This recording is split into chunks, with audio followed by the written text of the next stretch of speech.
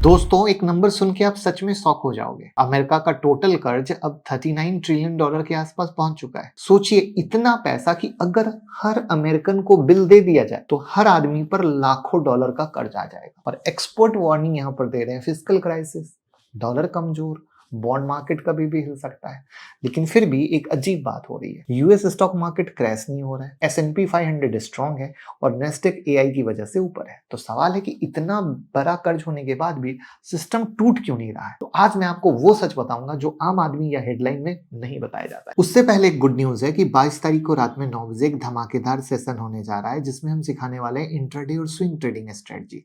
जो आप लोग हमें प्यार देते हैं उसके बदले में एक छोटा सा गिफ्ट देने की कोशिश करते हैं। तो लिंक डिस्क्रिप्शन और कमेंट में पिन है, जूम की लिंक होती है, आपको आ जाएगी। लिमिटेड सीट है, ज्वाइन कर लीजिएगा और ये एक फ्री ऑफ कॉस्ट का प्यार है, बस प्यार देते रहिए। तो नमस्कार दोस्तों, मैं मुकुल अग्रवाल स्वागत करता हूं आपके अपने ही चैनल पर। तो आज हम यूएस डेट को नंबर की तरह नहीं, सिस्टम की कहानी की तरह समझेंगे, क्योंकि मार्केट सिर्फ डेट से नहीं गिरता है, मार्केट गिरता है जब सिस्टम का कॉन्फिडेंस हिल जा। तो अब समझिए डर क्यों है। 2025-26 की रियलिटी देखिए, यूएस का national debt $39 trillion, debt to GDP 120% plus, सिर्फ इंटरेस्ट पेमेंट हो रही है $1.1 ट्रिलियन पर ईयर। मतलब अमेरिका अब अपने बजट का बड़ा हिस्सा सिर्फ पुराने कर्ज के ब्याज को देने में लगा रहा है। यानी कर्ज तो है ही, कर्ज चुकाने के भी पैसे नहीं है और उसका इंटरेस्ट पे भी कर्ज। वाह! और यहाँ सबसे बड़ा रिस्क क्या है, अगर इंटरेस्ट रेट हाई रहा तो नए कर्ज पर और ज्यादा इंटरेस्ट देना पड़ेगा। तो डेट एक स्पाइरल बन रहा है। इसलिए लोग बोल रहे हैं कि भाई सिस्टम कब तक चलेगा, लेकिन मार्केट का जवाब कुछ और है।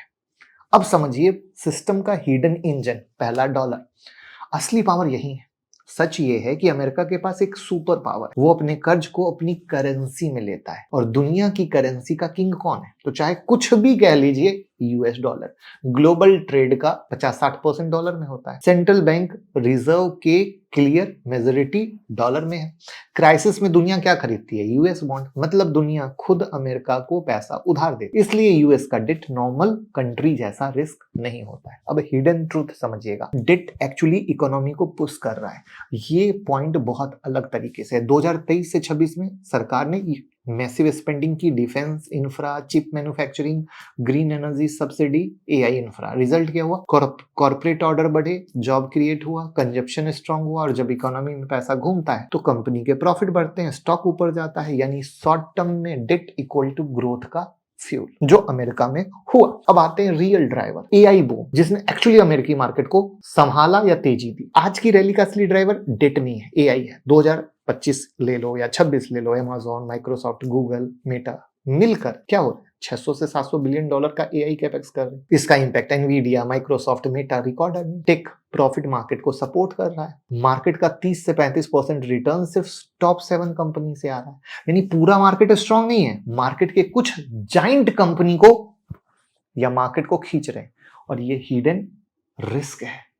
अब हिडन फैक्टर जो मीडिया नहीं बताता है, पहला, फॉरेन बाइंग कम हो रहा है। चाइना और जापान जैसी कंट्री धीरे धीरे यूएस बॉन्ड कम खरीद रहे हैं और बेच रहे हैं। अब कौन खरीद रहा है? तो यूएस बैंक खुद खरीद रहा है, फेडरल रिजर्व, डोमेस्टिक इन्वेस्टर। मतलब सिस्टम अब इंटरनली। फैक्टर 2, इन्फ्लेशन भी डेट को हल्का करता है। ये बहुत इंपॉर्टेंट पॉइंट है। अगर इन्फ्लेशन 3 से 4% है तो सरकार पुराना डेट चीप डॉलर में रीपे करती है, यानी रियल वैल्यू कम होता है। तो सिंपल लैंग्वेज में इन्फ्लेशन इक्वल टू डेट का साइलेंट हेयर कट।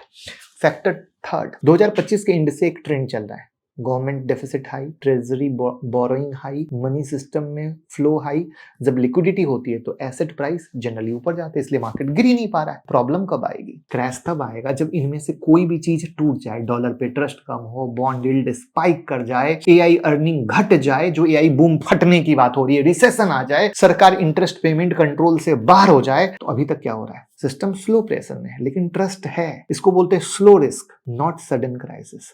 जापान 30 साल से इसी में है, इसीलिए क्रैश नहीं हुआ, इसलिए अमेरिका क्रैश नहीं हुआ। तो अगर आप इन्वेस्टर हो तो ये समझ लो, short term liquidity plus AI market को सपोर्ट कर रहा है। Medium term high interest rate environment, dollar volatility, global capital shift. Long term क्या है? ग्रोथ स्लो है, डेट का बर्डन है, इसलिए स्ट्रेटजी होनी चाहिए डाइवर्सिफाइड। ओनली मोमेंटम पे ब्लाइंड इन्वेस्टिंग नहीं होती है। ग्लोबल मैक्रो को इन्वेस्ट को इग्नोर मत करो, गोल्ड, कमोडिटी, रियल एस्टेट के रोल को समझो। तो सिंपल लैंग्वेज में सच ये है कि अमेरिका पर कर्ज बहुत ज्यादा है, रिस्क रियल है लेकिन सिस्टम टूटने वाला नहीं है, क्योंकि डॉलर पावरफुल है, एआई ग्रोथ दे रहा है जो कि फ्यूचर है, लिक्विडिटी सिस्टम में है, और सबसे इंपॉर्टेंट दुनिया को अभी भी अमेरिका पर भरोसा है, चाहे बाहर से कुछ भी बात हो। तो अमेरिका का मूड अब कट मार्केट का मूड अभी यही है कि रिस्क फ्यूचर का है, प्रेजेंट का नहीं। तो दोस्तों, अगर आपको ऐसी डीप और रियल एक्सप्लेनेशन पसंद आती है जो हेडलाइन नहीं सिस्टम का सच बताती है, तो वीडियो को लाइक और शेयर करें, चैनल को सब्सक्राइब करें। मिलते हैं नेक्स्ट वीडियो में। डीमेट अकाउंट, क्रिप्टो में अकाउंट और म्यूचुअल फंड में इन्वेस्ट करके हमें बिल्कुल सपोर्ट कीजिए। अगर आपको हमारी वीडियो से सीखने मिलता है तो लिंक डिस्क्रिप्शन में है। साथ में हमारा मोबाइल ऐप डाउनलोड कर लीजिए जहां आईपीओ की न्यूज, स्टॉक मार्केट की न्यूज